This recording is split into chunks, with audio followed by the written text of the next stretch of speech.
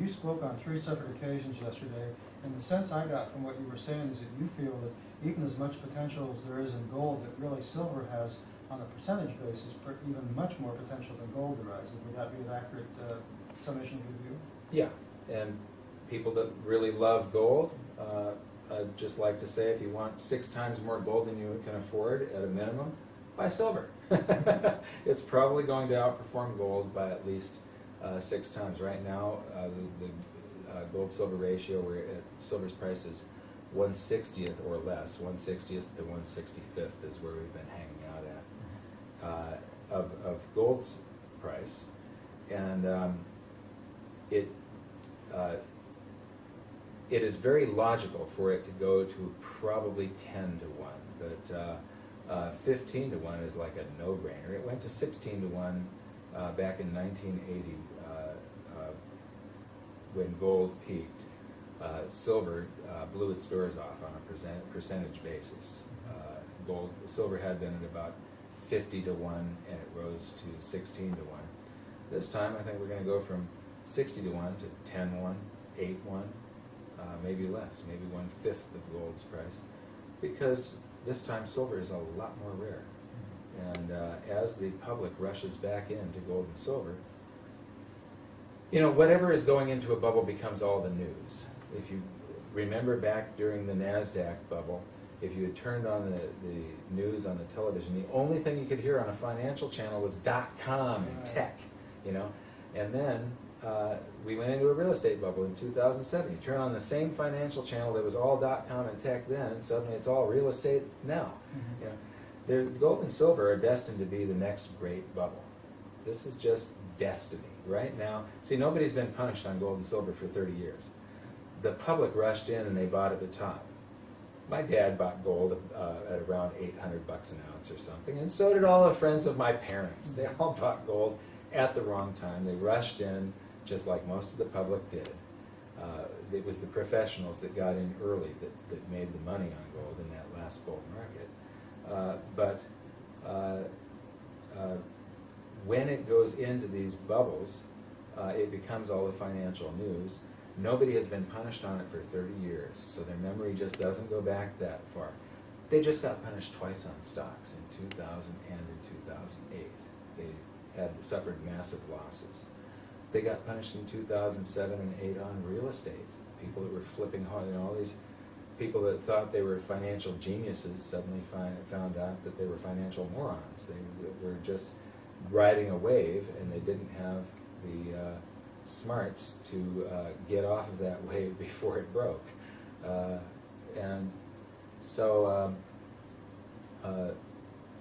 when it becomes all the financial news, there's going to be people like Dave Morgan and myself and other people on the news showing charts and telling everybody that this time around there's more gold for investors to buy than there is silver. Silver is significantly more rare than gold.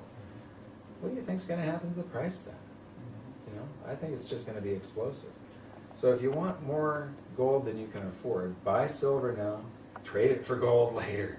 Watch the gold-silver ratio. Well, the Chinese like to say, Mike, that they wish us to live in interesting times. And I think the way things are going globally, all of us, regardless of what country we're living in, are going to be in interesting times. And if you want to have a chance to protect some of your wealth and ride that wave, I think increase your wealth. Increase the wealth. A lot of people say it's protection, and it's more than that. In fact, did you know that in order for the stock market to have returned the same amount as gold has since it became free trading in 1971, the Dow would have to be at 29,000 points right now. The stock market has significantly underperformed gold since gold became free trading.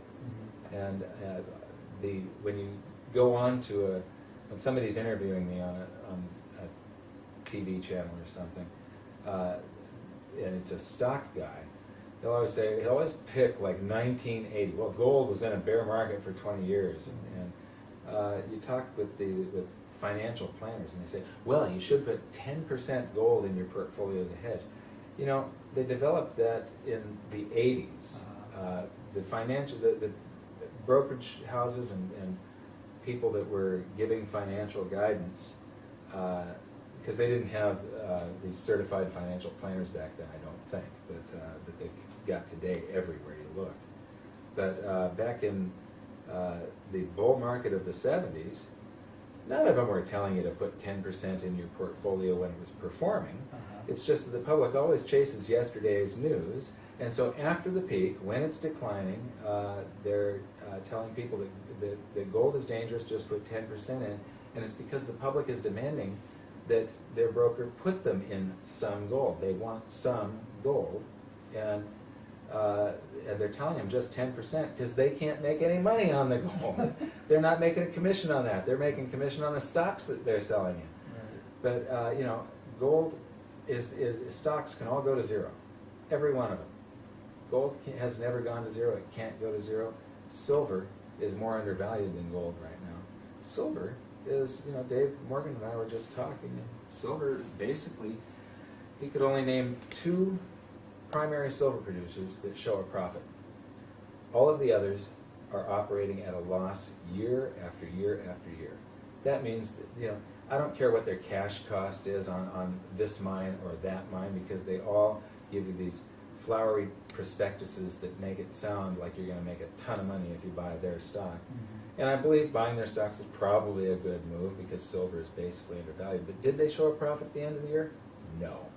That means that silver is below mining costs right now. When the vast majority of silver producers can't dig it up and sell it at a profit, it's below mining costs. Well, that's a safety net. You can't have a commodity that the world is running out of that is vital like silver, because modern life can't exist without silver. If you got rid of all the silver today, we'd be back in the Stone Age.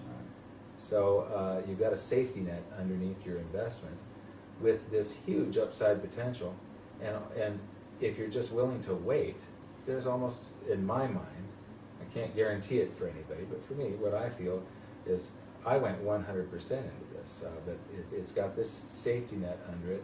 If you're willing to wait, it has to go up, in my opinion. I don't give any financial advice to anybody. What I do is educate, and they can make up their own minds.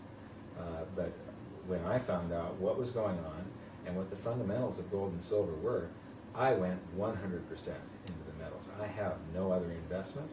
And then I started a precious metals dealership, goldsilver.com. Then I wrote what is now the best-selling book on investing in precious metals, Rich Dad's Guide to Investing in Gold and Silver. And so there isn't anything I do. I wrap my entire life around it. So I haven't bet the farm on it, I've bet my life on it. And I'm confident that I'm not going to get, so far, it's been the most rewarding thing of my life. Well, you certainly walk your talk, Mike, and watching the way the audience responded to you yesterday, I think you struck a real responsive chord with them. So I want to thank you for being on House Street and taking the time to talk to us, because I know the last couple of days have been draining for you, not to mention the 20-hour flight here from where you came from in North America. So thank you very much, and I wish you the very best going forward, and thank you for being on the show here for House Street. And thank you. This is David Smith, contributor to the House Street.